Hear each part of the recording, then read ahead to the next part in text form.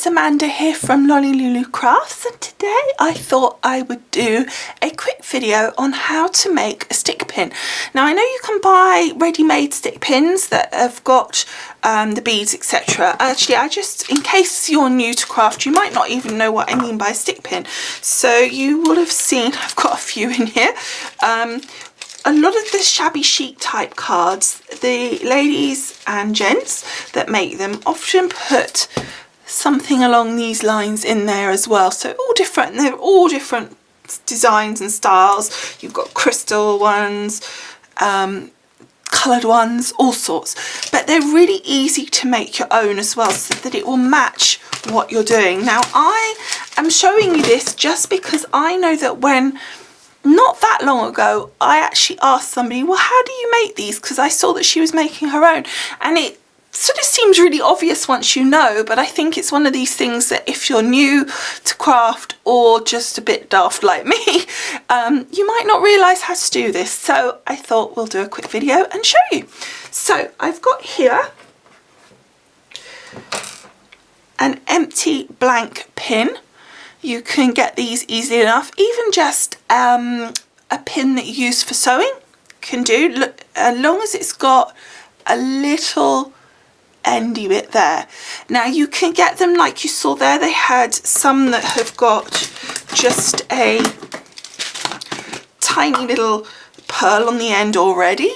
So you could use something like that. You could start with something on it, or you could use one of these that's got a little crystal on it, if I can grab it. So you've got that sort. So you can always start with something on the end if you think, well, for starting off I might find that a little bit easier. So all sorts of things you can use, but we're going to be using just this blank one. So it's really simple. Pick out some beads that you would just use for jewellery making, or pearls, crystals, anything that you want, and work out the combination and order that you want them in. Now obviously that might depend on the size of the hole in the bead and the size of the top of the pin, because some of the bigger beads have bigger holes, so sometimes when you put those first it slumps straight through, so you may have to, that's why I say try it out, see what it looks like as well, but also to see if your first bead will fit, and if not you can always put one of the spacers on, or a tiny little crystal bead, or a little pearl, whatever. So I'm going to start off with this lovely teardrop shape bead. This is one of the ones that I got the other week from Creative Expressions, and I think it's absolutely gorgeous. And so then I've got this gorgeous little crystal, isn't that stunning? And a really easy way to pop these smaller beads on is to literally just take your pin and find the hole and thread the pin into that and then tip it. Now I know this is probably telling a lot of you or what you know already, but as I say, this is probably more aimed at those of you that are new. So then I have this gorgeous little pearl. Just trying to find the hole.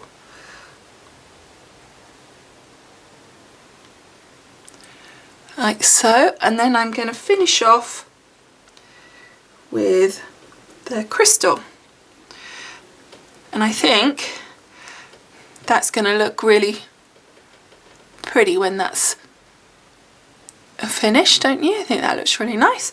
Okay, so then what you want is something like your glossy accents. You want something that will dry completely crystal clear so that it doesn't really show.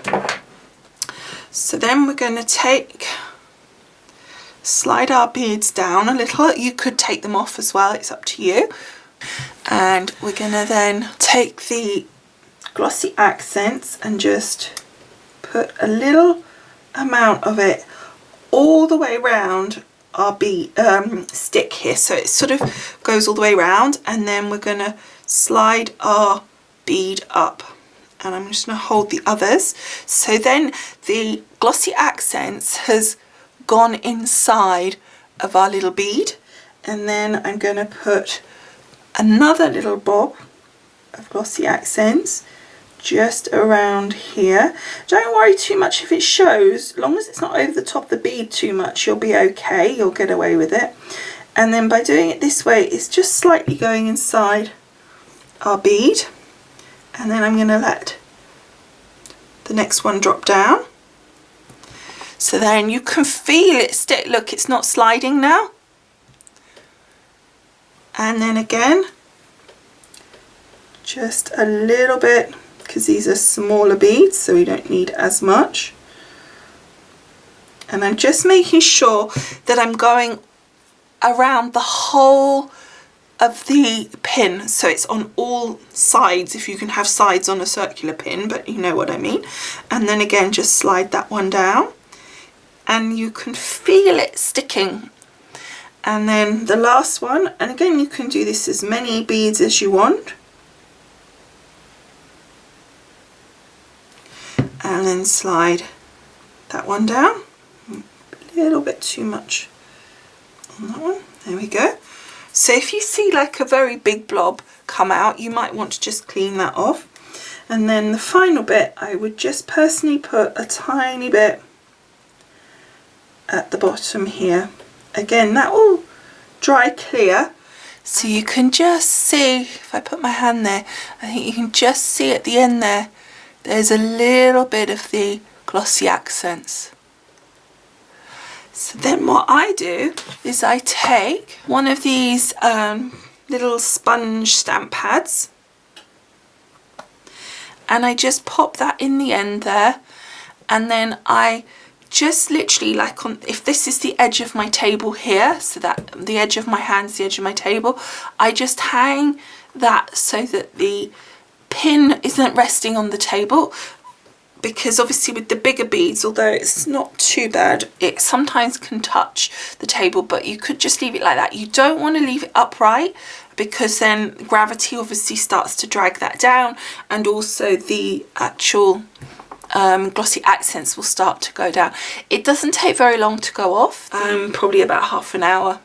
So there it is, our gorgeous pin. Isn't that lovely? Okay, so I hope that's been useful to those of you who weren't really sure how to make your own stick pin. As I say, I wasn't that clear myself when I first saw it, and so I found it really helpful that somebody shared with me. So I hope that you found it helpful that I've shared with you. So thank you so much for watching, and I will see you again soon. Bye for now. Bye.